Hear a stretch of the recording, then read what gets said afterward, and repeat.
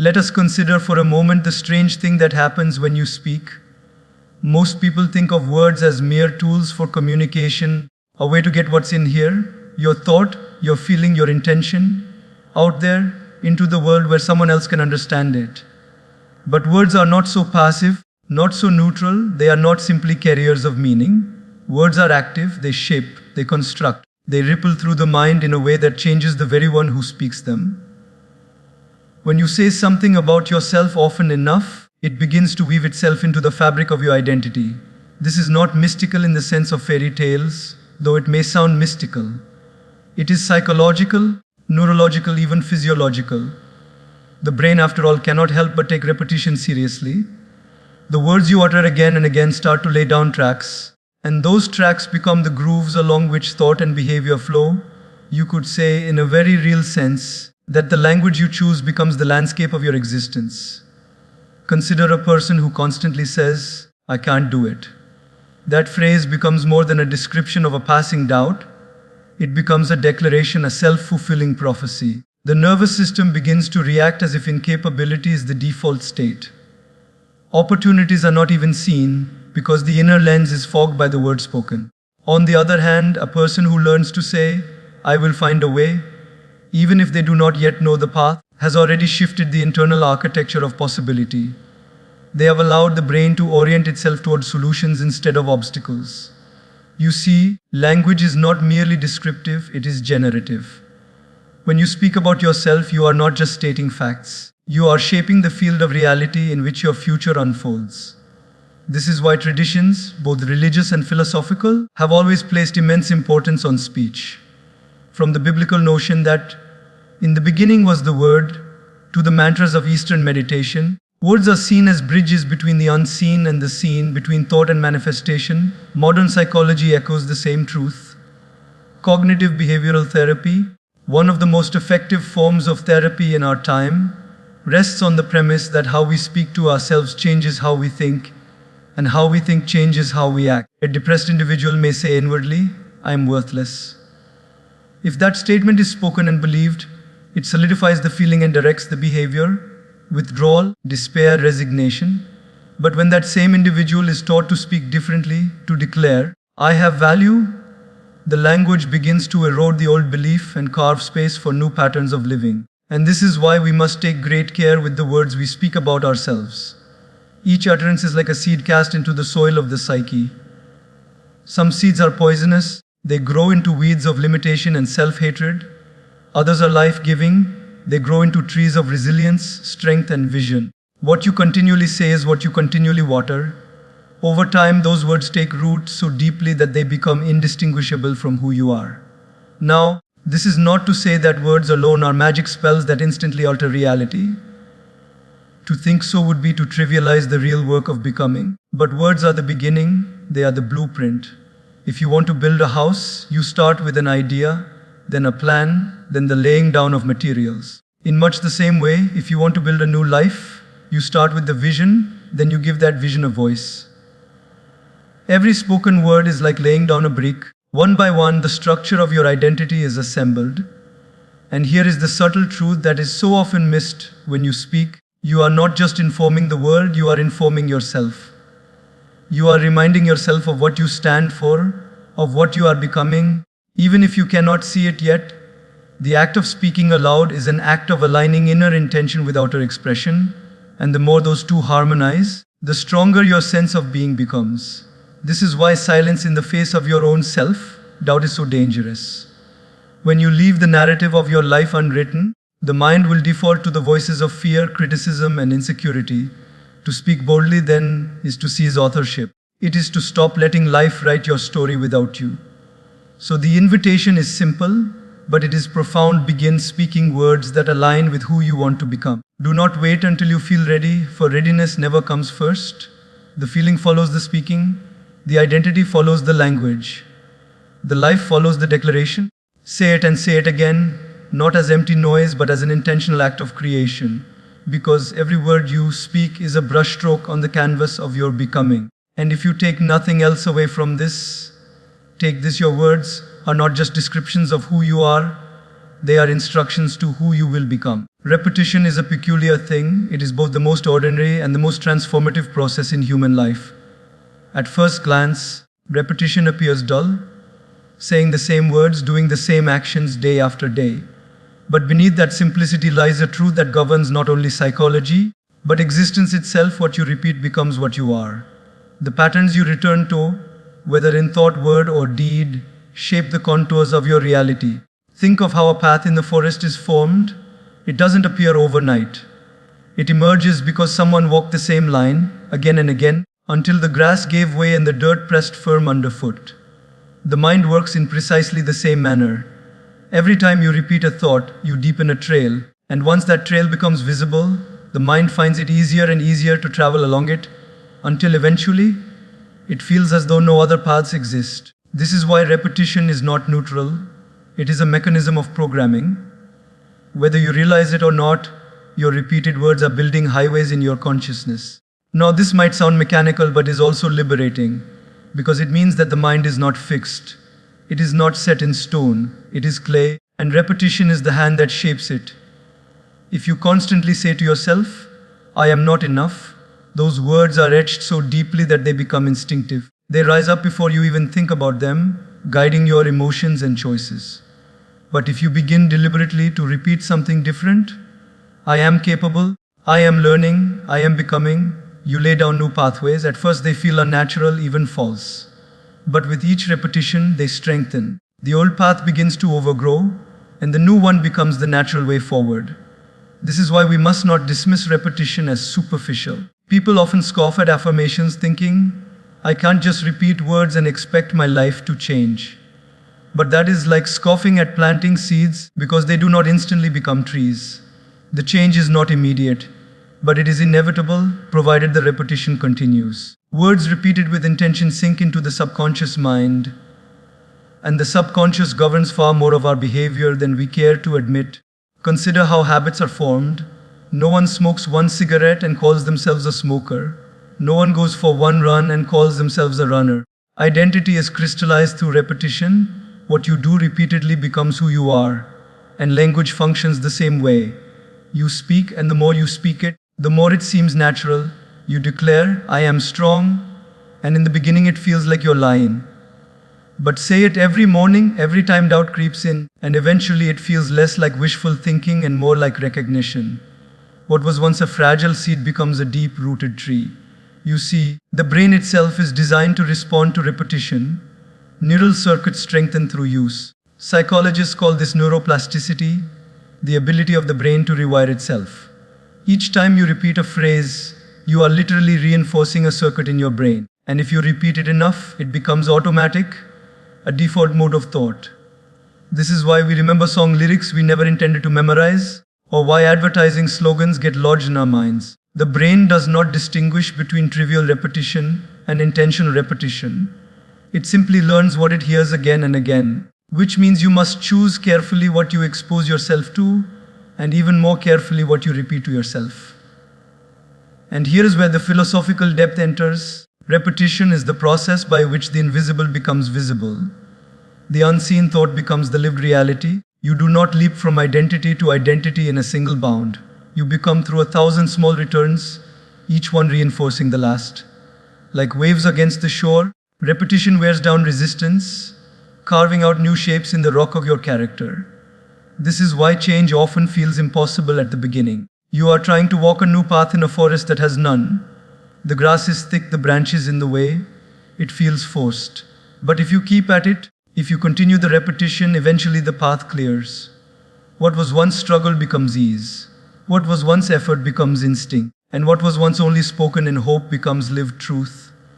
The danger, of course, is that repetition works both ways. It does not discriminate between the constructive and the destructive. If you repeat negativity, you strengthen it.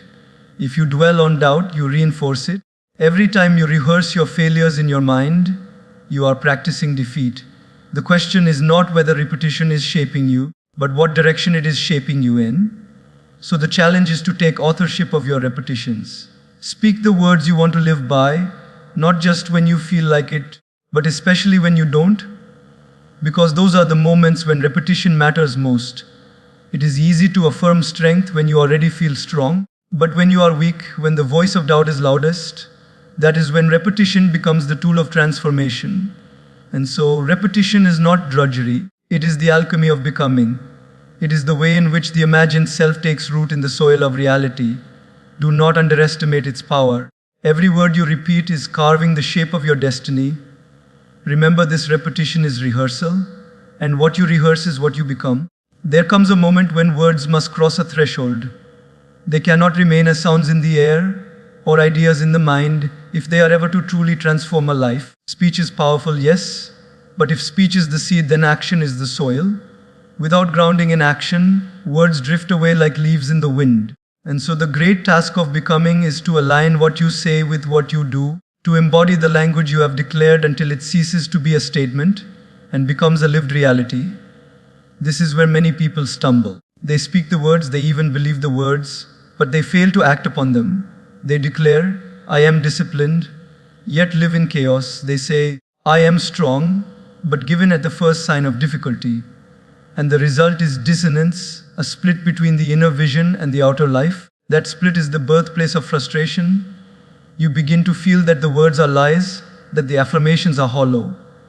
But the truth is not that the words are false. The truth is that they have not yet been embodied. You see, there is a rhythm between language and action. To speak without acting is like inhaling without exhaling. You fill yourself with intention but never release it into the world.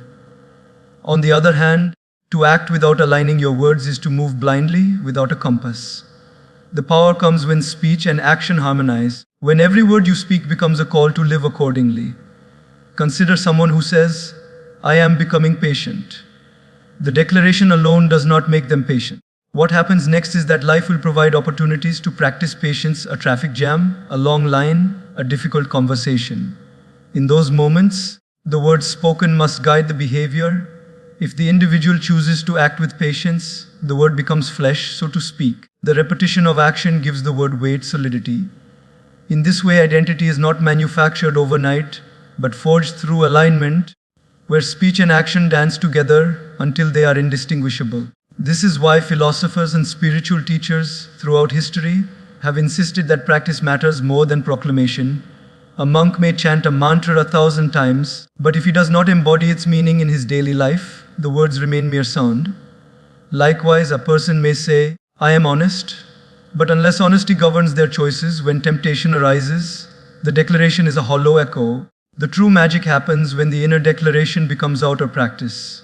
That is when the bridge between speaking and becoming is finally crossed. Modern psychology points to the same truth. Behavioral change does not come from belief alone.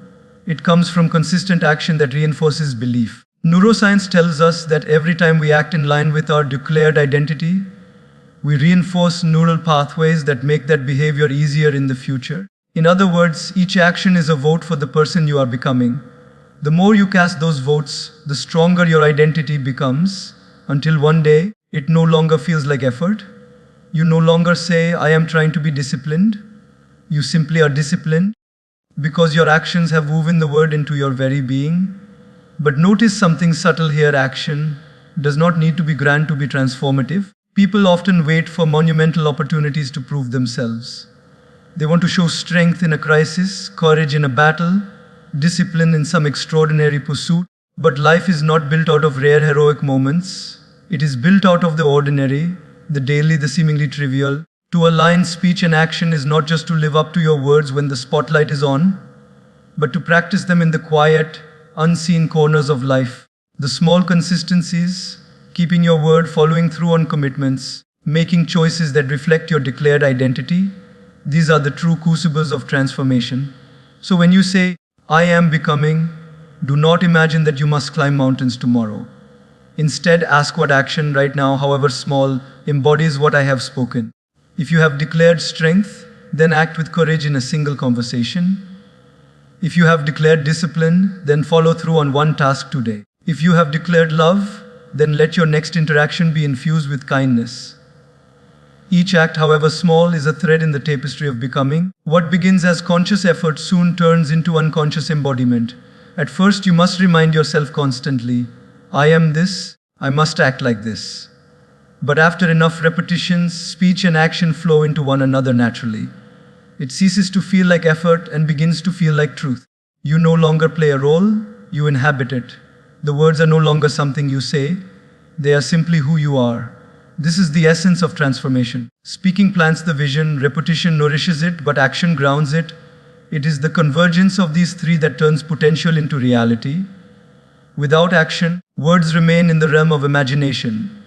But with action, the imagined becomes tangible, the spoken becomes lived, and the possibility becomes the person. So let us not forget the bridge between who you are and who you wish to become is built plank by plank with your choices. Every action is either a betrayal or a confirmation of the words you have spoken. If you want to become, then act as though you already are. The rest will follow. And so, the invitation is this: let your life be the echo of your words. Speak it, yes, but then live it so that one day you will no longer need to say it, for the evidence will be written in the way you walk, the way you stand, the way you live. Because in the end, the world does not hear what you say, it sees what you embody. Becoming is not a single leap, not a lightning strike, but a gradual unfolding. The difficulty most people encounter is not in speaking the words, or even in beginning to act upon them. It is in persisting when the results do not appear right away. You see, the human mind is impatient. We plant a seed today and expect to see a tree tomorrow. And when the tree does not appear, we doubt the seed, we doubt the soil, and eventually we doubt ourselves. But true growth does not bend to our timelines. It has its own rhythm, its own season. Persistence, then, is the test of becoming. It is easy to speak boldly for a week or even a month. It is easy to act with discipline when motivation is high. But the measure of transformation is whether you continue when no one notices, when the effort feels invisible, when the world around you seems unchanged. That is the crucible in which faith enters. Faith is not blind belief. It is the willingness to continue moving forward in the absence of immediate evidence. It is trusting that your repeated words and your consistent actions are not wasted, that beneath the surface, something is taking root. Think of water dripping on stone. A single drop does nothing. 100 drops barely leave a mark, but over years, over decades, those drops carve valleys. The stone itself yields to persistence. And so it is with the self, the old patterns, the ingrained doubts, the deeply rooted fears. They may seem immovable at first. But if you persist, if you continue to speak and act in alignment with who you are becoming, eventually the hardest parts of you give way. What once seemed impossible becomes inevitable. Now, this persistence is not about gritting your teeth endlessly. That too would be exhausting. Rather, it is about aligning with a deeper current, much like a river that flows regardless of obstacles. The river does not stop at a rock in its path. It finds a way around or over or through, given enough time. Faith is like that river. It keeps you moving even when the way ahead is not clear. There is something profoundly philosophical about this, for it raises the question, what does it mean to become? Becoming is not a final destination. There is no point at which you can say, now I am finished, now I am complete. Life itself is becoming. Every moment you are in motion, changing, unfolding. The words you speak and the actions you take are not leading you to a fixed end. They are shaping the direction of your becoming. This is why persistence matters so much. Without it, you drift aimlessly at the mercy of circumstances. With it, you steer the ship of your existence toward the horizon you have declared. And here lies the paradox. You must persist in speaking and acting as though you are already what you wish to be, even when the world offers no validation. At first, it feels like pretense. You say, I am strong when you feel weak. You say, I am disciplined when you have faltered. But persistence transforms pretense into authenticity. What begins as practice becomes truth. And the only way that bridge is crossed is by refusing to quit when the evidence seems absent. This is why faith and persistence are inseparable. Faith without persistence is fragile. It collapses the moment doubt arises. Persistence without faith is hollow. It becomes mechanical, joyless, a forced march. But when the two come together, they form an unstoppable force. Faith gives meaning to persistence, and persistence gives substance to faith. Together they carry you through the seasons of silence, through the times when no fruit is visible on the tree, and there will be such seasons. Every life has them. The danger is in interpreting silence as failure. When nothing seems to be changing, when your words echo back unheard, when your actions seem to yield no result, it is tempting to abandon the process. But it is precisely then that persistence matters most. Just as a seed spends months in darkness before breaking the surface, your becoming requires unseen preparation. To give up in that silence is to kill the tree before it has a chance to bear fruit. So the call is to persist, not with desperation, but with quiet confidence. To keep speaking words that align with your highest vision. To keep acting as though they are true, even when the mirror has not yet caught up. And to keep faith that what is unseen today will be undeniable tomorrow. Because in the end, this process is not about fooling yourself. It is about faithfully creating yourself. You speak, you act, you persist, and one day you awaken to find that what once felt like effort now feels like nature. You no longer need to say, I am becoming.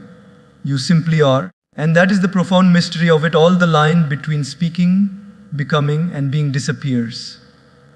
What began as words has become your very way of being in the world. So if there is one truth to take with you, let it be this: persistence and faith are the guardians of transformation. Without them, the seed withers. With them, the seed becomes a tree, unshakable, undeniable. Hold to your words, live them out, and persist in faith until they no longer need to be spoken. For the day will come when your life itself speaks louder than any words ever could.